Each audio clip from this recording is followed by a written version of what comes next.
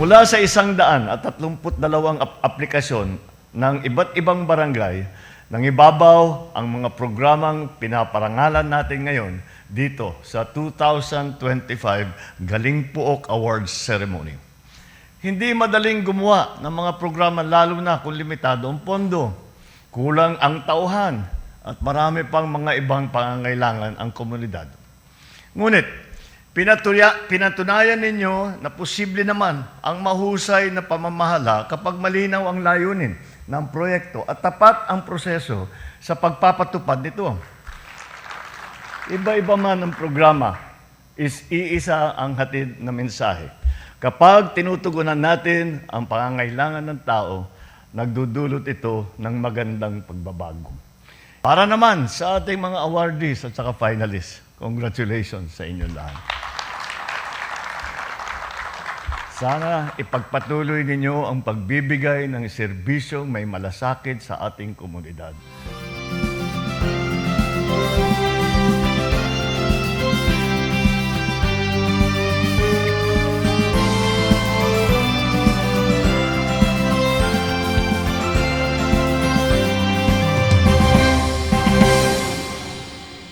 Ang Galing Pook kasi pagkilala sa isang natatanging kagalingan ng bawat barangay na kalahok.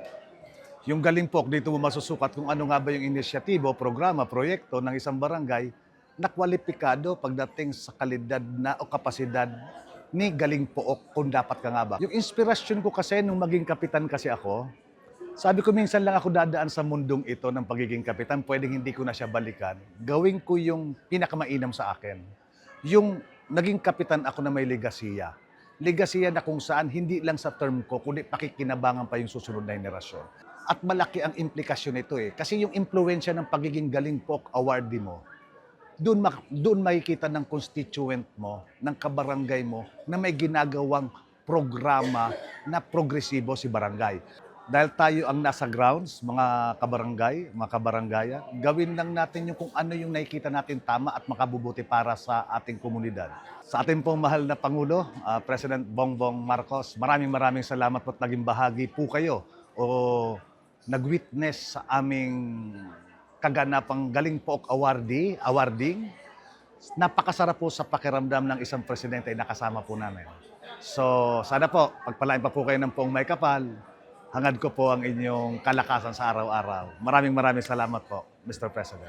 Gusto kong ma-inspire yung ibang barangay, hindi lang siguro sa community justice in the garden, marami pa pong bagay na kailangan mong gawin para yung mga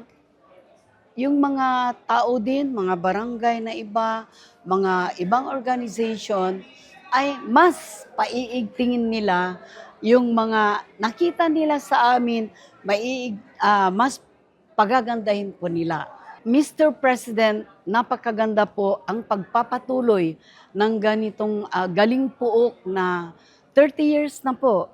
At ngayon lang po kasi nagkaroon ng talagang pure na barangay. At yun, ang nagustuhan po namin kay Mr. President, ina-acknowledge nila yung napakababa, which is ang barangay, na maipakita namin lahat ang aming makakaya para mas umangat ang ating mahal na Pilipinas.